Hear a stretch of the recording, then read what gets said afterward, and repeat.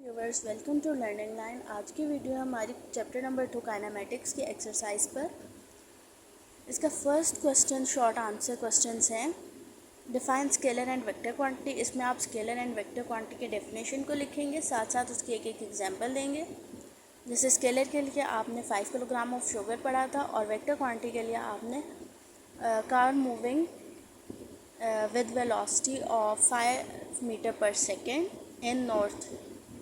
In the direction of north. ठीक है, ये आ जाएंगे कि 5 example of each of scalar and vector quantity. आपने एग्जाम्पल्स प्रोवाइड करनी है स्केलर्स और वेक्टर क्वांटिटीज़ की। ठीक है, state head to tail rule for addition of vectors. Addition of vectors के लिए हेड टू टेल रूल, जो उसका येलो बॉक्स में डेफिनेशन थी और साथ ही उसकी एग्जाम्पल जो ग्राफ बना हुआ था हमारा वो। What are distance time graph and speed time graph? Distance time graph और speed time graph का definition आपने बतानी है। Free falling objects near the earth have same constant acceleration. Does this imply that a heavier object will fall faster than a lighter object? तो ऐसा है कि अगर एक्सेलरेशन दोनों की सेम है, क्योंकि ग्रेविटेशनल एक्सेलरेशन है तो वो तो सेम ही रहेगी, तो क्या हैवियर ऑब्जेक्ट लाइटर से ज़्यादा जल्दी नीचे की तरफ आएगा? तो हाँ, ऐसा ही है, क्योंकि हैवियर ऑब्जेक्ट के अंदर एयर रेजिस्टेंस कम हो जाएगी और लाइटर ऑब्जेक्ट के अंदर एयर रेजिस्टेंस ज़्यादा हो जाएगी। लेकिन अगर यही ऑब्जेक्ट जो है वो वैक्यूम में होगा तो फिर दोनों सेम ही टाइम पे नीचे आएंगे। The vector quantities are sometimes written in scalar notation, not bold faces. How is their direction indicates their अगर हम किसी भी वेक्टर क्वांटिटी को स्केलर नोटेशन में लिख रहे हैं, बोल्ड नहीं लिख रहे, तो उसके ऊपर हम एरो हेड लगा देते हैं। और अगर हम उसको मैग्नीट्यूड और डायरेक्शन के हिसाब से लिख रहे हैं, तो अगर हम लिख रहे हैं डिस्प्लेसमेंट के बारे में, तो 5 सेंटीमीटर्स अलॉन्ग नॉर्थ, ठीक है, या फिर इन नॉर्थ डायरेक्शन, इस तरह लिखते हैं। A body is moving with uniform speed, will it velocity be uniform? Give reason. अगर बॉडी यूनिफॉर्म स्पीड के साथ मूव करिए तो उसकी वेलोसिटी भी यूनिफॉर्म होगी। अगर यूनिफॉर्म स्पीड है तो वेलोसिटी क्या है? चेंज इन स्पीड, ठीक है, बाय टाइम। अगर यूनिफॉर्म स्पीड है, जैसे अगर 5 स्पीड रही है इनिशियली और 5 ही फाइनली है बाय टाइम, तो वेलोसिटी तो 0 हो रही है। Is it possible for a body to have acceleration when moving with constant velocity? No, constant velocity के साथ है तो एक्सेलरेशन उसकी 0 हो जाएगी। कांस्टेंट स्पीड के साथ है तो हाँ, उसकी डायरेक्शन चेंज हो रही है तो एक्सेलरेशन जो है वो पोजेस करेगा बॉडी। डिस्टेंस एंड डिस्प्लेसमेंट में और may not be equal in magnitude, explain this statement. हाँ, क्योंकि डिस्टेंस जो है वो कोई भी हो सकता है, ये डिस्टेंस हो सकता है, ठीक है, 2 पॉइंट्स के दरमियान। लेकिन ये जो स्ट्रेट आ रही है ये शॉर्टेस्ट डिस्प्लेसमेंट है, तो उन दोनों का मैग्नीट्यूड नहीं भी इक्वल हो सकता, और हो सकता है अगर बॉडी इसी पाथ से मूव कर रही हो तो वो सेम भी हो सकता है। When a bullet is fired, अगर बुलेट फायर करी है, it velocity will be which it leaves the barrel is called the muzzle velocity of the gun. Excuse me. The muzzle velocity of the gun of one gun with a longer barrel is lesser than of another gun with a shorter barrel. In which gun the acceleration of the bullet is larger? अब acceleration क्या है हमारी? v by time.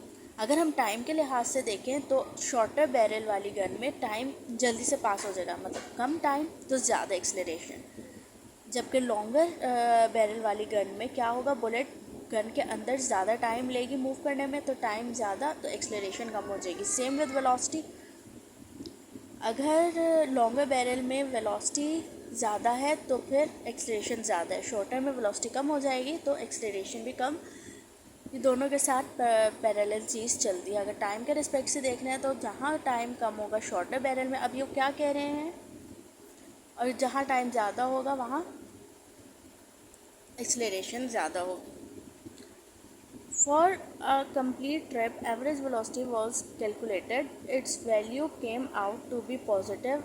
Is it possible that instantaneous velocity at any time during the trip have a negative value? हाँ, हो सकता है velocity कहीं पर नेगेटिव भी हो, क्यों? क्योंकि अगर बॉडी हमारी नॉर्थन साइड पर मूव कर रही है और वो एकदम अपनी डायरेक्शन को रिवर्स कर दी है तो ट्रिप तो उसकी रही, लेकिन जब उसने डायरेक्शन रिवर्स किया है तो इस इंस्टेंट पे उसकी वेलोसिटी नेगेटिव हो सकती है। नेक्स्ट है हमारे पास, a ball is thrown vertically upward with velocity v, it returns to the ground in time t, which of the following graph represent it correctly. Body हमारी जो है वो ऊपर जा रही है और फिर नीचे आ रही है, तो ये वाला ग्राफ डी वाला जो है वो उसको प्रॉपरली रिप्रेजेंट कर रहा है।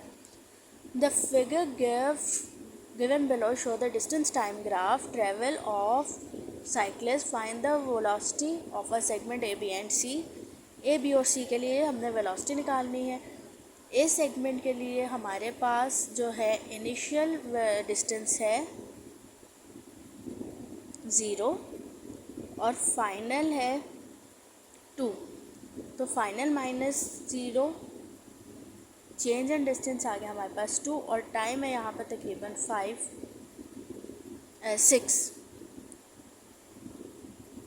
2 3 से 6, 1/3 आ रहा है हमारे पास। ठीक है,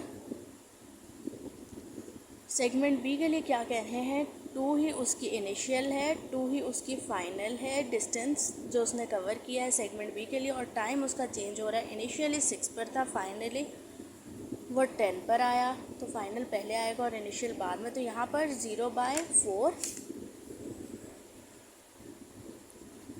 तो ये हमारा 0 रहेगी वेलोसिटी, यानी बॉडी जो है वो रेस्ट पर है।